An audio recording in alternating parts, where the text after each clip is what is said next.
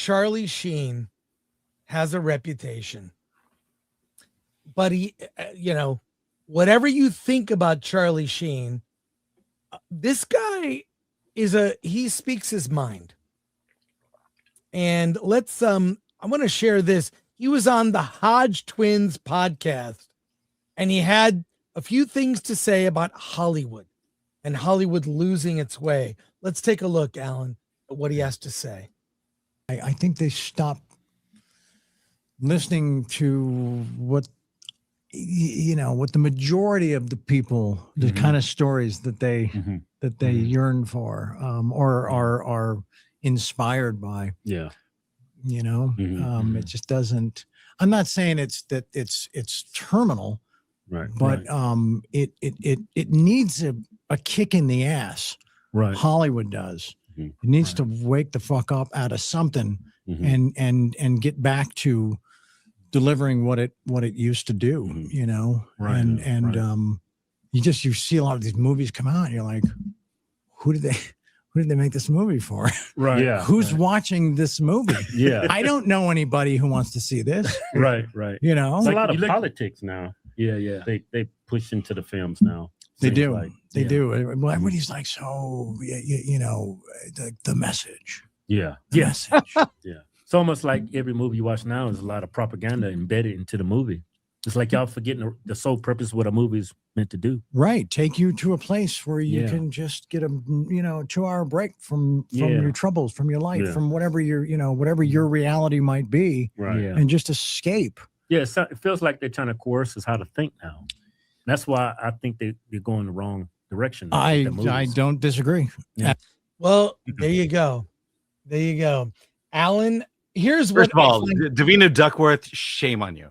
Okay. Well, wait. I'll just say this clip, okay, critical drinkers often repeated phrase, the message.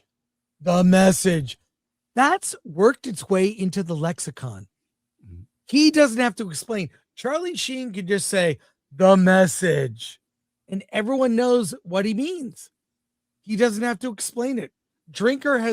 Critical drinker has made that term the shorthand for why Hollywood sucks. The fact that Charlie Sheen knows this, he may not know where he learned that term from. He's heard other people say it, so he's repeating it. But I just find that's great. That's great. Now, if only Hollywood would listen. Here's the problem. Drinker identified through a very simple phrase, what's wrong? But has Hollywood made corrective measures?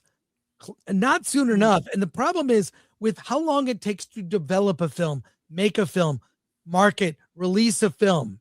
It's average from I thought of an idea for a movie to the release of the movie in theaters. The average time is 7 years. For Hollywood to correct this, it's going to take years.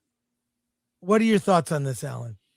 Yeah, you're right. The turnaround, it's turning around a ship. It takes a long time to do it. But I just find, like you said, I find it interesting that it's gotten to this point. Because it really is.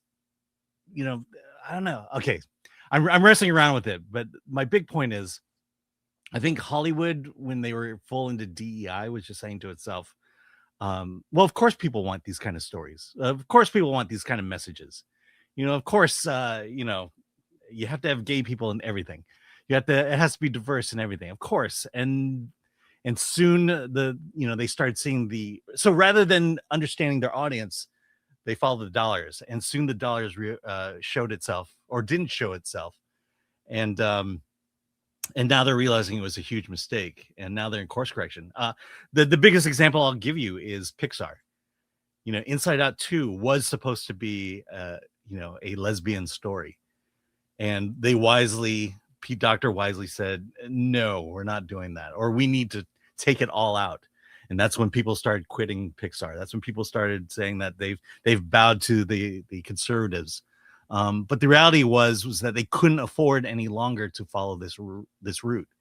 And at least Pete Docter was able to fix it. I don't know about Dave Filoni and the others at Disney, but at least there's one guy who sees the problem.